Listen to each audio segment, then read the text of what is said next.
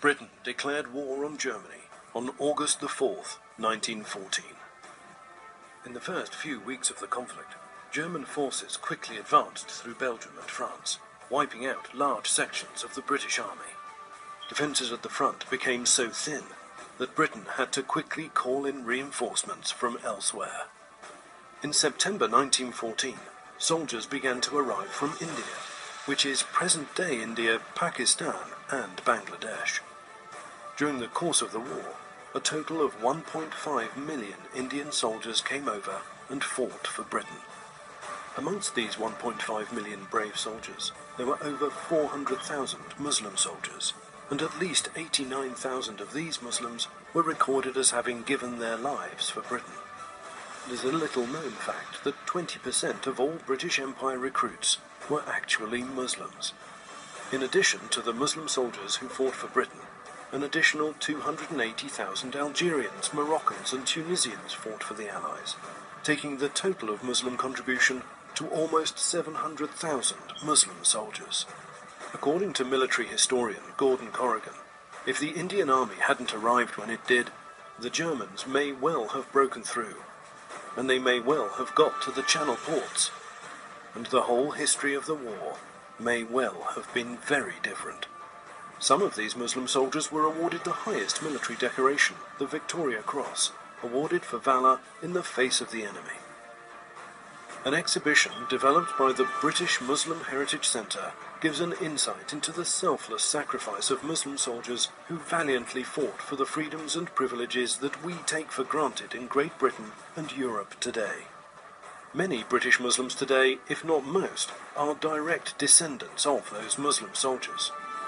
At a time when the Muslim community is continually in the media spotlight, with some of our society calling into question their loyalty to British values and to the British way of life, we hope that this initiative will go a long way to finding common ground. The people that have worked towards this have done so with incredible vision. So the curator, the committee, the people that have fronted it all up, secured the funding, put in the hard work, but also had the vision to see this, because this was visualised before it ever became real. And I think that's fantastic. I think if people come here with their families, with their children, it will ingrain this idea in them at a young age that different groups within this country have contributed in their own way, but to a common cause. So at a familial level, essentially, if kids come here, that can increase their understanding as they grow up, and that's the kind of legacy we want to create, that people can pass this news on. I think it's a remarkable exhibition, but I think it's an exceptionally important exhibition.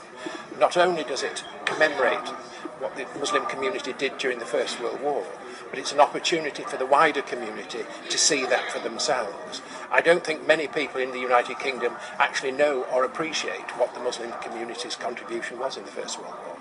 I'm honestly delighted. I think we're clearly proud of the fact of the Muslim contribution over 100 years, and I think the title of the project says it all. It's absolutely critical that we inform everyone of the importance of the Muslim contributions to the armed forces in general. These are the stories of the forgotten peoples, and people like Khudadad Khan, who had a Victoria Cross 100 years back, and there are many other remarkable stories. And I think that's in fact, these people need to be remembered all the time, that yes, they are the people who made sacrifices, and that's why we are in a free society today. Complete with a virtual library, lesson plans and a toolkit for schools, this exhibition is the first long-term exhibition of its kind. The hope is that this exhibition will provide a stimulating platform from which to discuss and celebrate Muslim identity, belonging and contribution, not only to the region, but to the United Kingdom as a whole. We're open to the public 7 days a week. For more information, visit